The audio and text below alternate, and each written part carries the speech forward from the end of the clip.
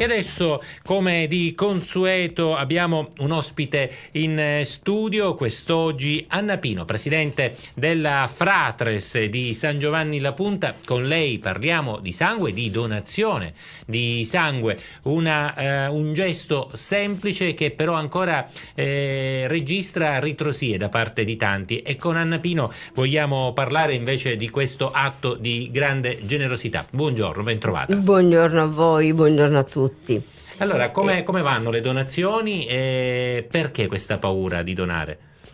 Ma c'è molta paura, nel senso, le spiego, la maggior parte ha paura di contrarre delle malattie. E ancora non si è capito che quando si fa una donazione è tutto sterile, la sacca è chiusa. Possiamo quindi tranquillizzare. Quindi esatto, non c'è nessun rischio di contagio. Al limite il rischio potrebbe averlo il ricevente. Certo. Però oggi come oggi il sangue è talmente controllato che veramente il rischio è proprio minimo, per non dire che non ce n'è, ecco.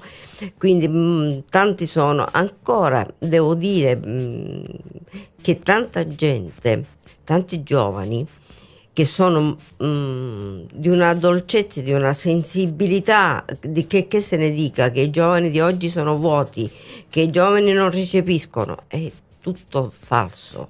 Siamo noi adulti che trasmettiamo delle notizie sbagliate, che non sappiamo cosa dire ai nostri giovani.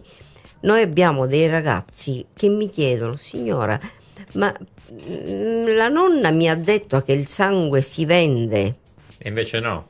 No, la nonna ha ragione, perché ai suoi tempi, come ai miei tempi, il sangue si vendeva. Ma poi è stata fatta una campagna dai vari primari, da tutti. Le cose sono cambiate. Le cose sono cambiate, sì. Prima c'era gente che faceva vivere le famiglie col proprio sangue. Oggi invece si dona. Oggi è un dono d'amore. E vogliamo dire che oltre a un dono d'amore è anche un dono che fa bene alla salute? Decisamente sì, perché si stimola il midollo, si controlla la propria salute, se c'è qualcosina si fanno i controlli, insomma si ha la propria salute sempre sotto controllo. Sotto osservazione. Sotto controllo, sì. E poi quello che mi dicono la maggior parte dei nostri donatori, che intanto mi permetta di salutare e ringraziare di cuore veramente, perché abbiamo dei donatori che sono la fine del mondo, donatori che mi telefonano addirittura per dire: signora, ma io devo venire domenica, me lo conferma?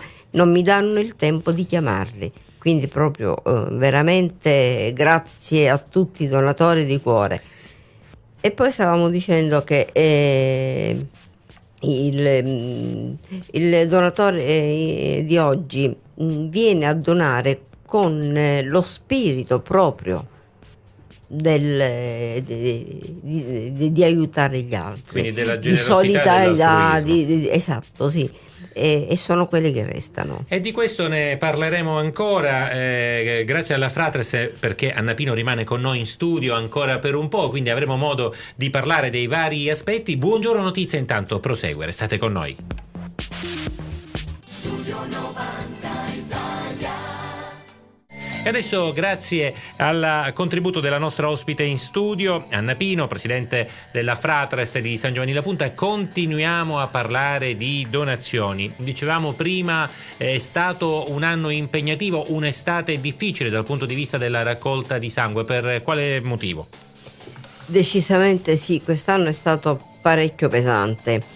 Oddio, l'estate è sempre ci dà sempre qualche problema, perché ovvio le persone vanno in ferie, non ci sono, chi rimane lavora e non può lasciare perché manca il personale, insomma un sacco di problemi. Ma quest'anno, diciamo, è stato un anno molto faticoso. Adesso vi state riprendendo, diciamo. Sì, diciamo di sì, insomma, l'emergenza così forte come è stata in estate è diminuita, però diciamo che purtroppo da noi l'emergenza c'è sempre, perché non abbiamo l'autosufficienza, non siamo ancora riusciti ad avere l'autosufficienza, quindi abbiamo bisogno di sangue che viene da fuori. Ecco, c'è bisogno quindi di nuovi donatori anche per un ricambio generazionale. Invogliamo i giovani ad accostarsi a quest'atto di generosità, dicevamo prima. Sì, decisamente sì, e diciamo che i giovani sono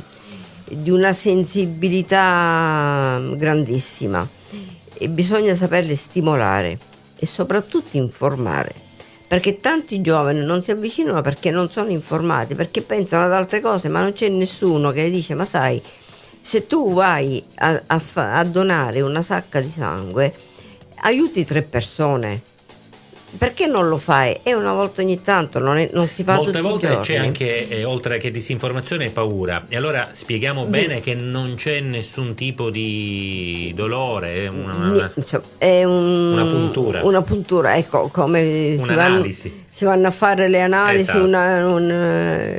Quanto dura? Un po' più lunga. Diciamo che dipende molto dalle vene, dipende molto dal flusso sanguigno, da tante cose, ma può andare dai 3-4 minuti, ci sono quelli che donano così in fretta, a 7-8 minuti, insomma, non è poi una cosa dell'altro mondo, è così, si fa tranquillamente, è solo paura, si tratta solo di superare questo primo step. Esatto, la prima donazione e poi la parola di chiunque: chissà cosa mi aspettavo. Esatto, quindi insomma esatto, perché magari vedono che il lago è un po' grosso e allora dici: mamma mia, ma quello che si sente è il momento in cui la punta buca la pelle, è quello, ecco. Perché poi dopo non sentono più niente, non si sente più nulla. Tra l'altro dicevamo prima, c'è la possibilità di essere controllati, quindi sì, vengono fatte tutti gli accertamenti, vengono fatti, si sta in buona salute, insomma. Sicuramente sì, innanzitutto il donatore prima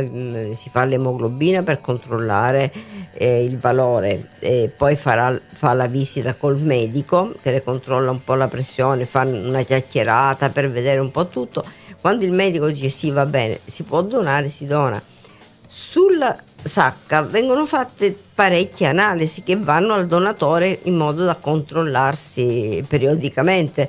Quindi quando si fanno 3-4 donazioni l'anno per l'uomo, mentre per la donna in età fertile sono 2 ogni 6 mesi, si ha insomma un riscontro, chiamiamolo tra virgolette, della propria salute.